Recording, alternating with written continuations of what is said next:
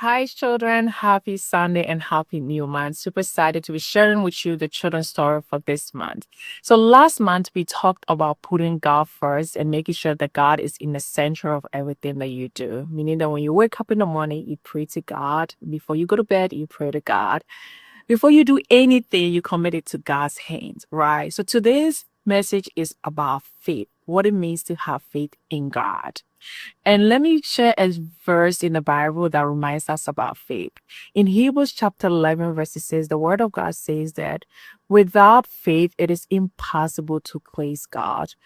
And anyone who comes to God must first believe that he exists and he will reward those who diligently seek him. Now, what does this mean? What does faith mean?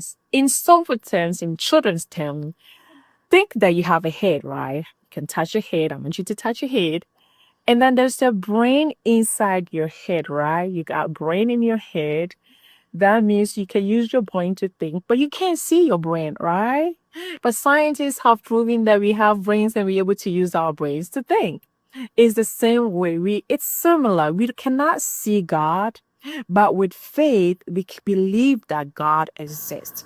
With faith, we can't see our brain, but we believe that it exists. Unless we crack our head open, then we can actually feel our brain, right? You can actually touch it, we can actually see it physically.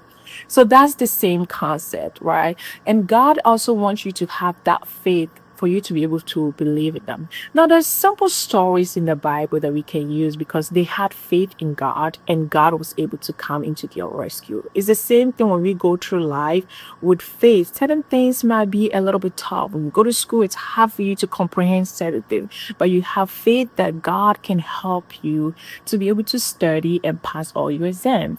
So, there is a story in the Bible where a man called Daniel. And Daniel loved to serve God. He loved God. But also still, they didn't want them to worship God. So they passed a decree and say, if anyone who worship God is going to be thrown into the lion's den. Scary, right? So Daniel was like, I'm not going to worship any other God apart from my God. The God of the universe, the God of heaven and earth, the one who created all things. And then he continued to serve his God and the God that we serve now, and they threw him into the lion's den. And guess what happened to Daniel? Guess what do you think happened to Daniel? Do you think Daniel was chewed by the lions? No. God shut the mouth of the lions, and because of that, Daniel was still alive. The next day, when the king goes to the lions den and scream, Daniel, he heard Daniel's voice, and he said that I will worship her. That is the faith that Daniel had in God. He says, because I serve a living God, He's gonna rescue me. Another perfect example in the Bible is David and Goliath. Now, when you look at the story of David and Goliath, David is a boy, a shepherd boy who has killed birds and lions in the wilderness, right? And there was a giant called Goliath who's part of them. He's part of the Philistine tribe, right? They wanted to kill all the Israelites. And David, being a child of the Israel tribe, said that I will fight Goliath because I serve a God who is greater than anything else. And he was such a small boy, just like you. And he was able to kill Goliath because he had faith in God.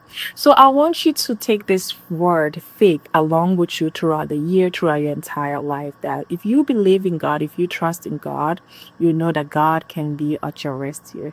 Thank you very much for this Sunday, and God bless you. And I'll see you next month.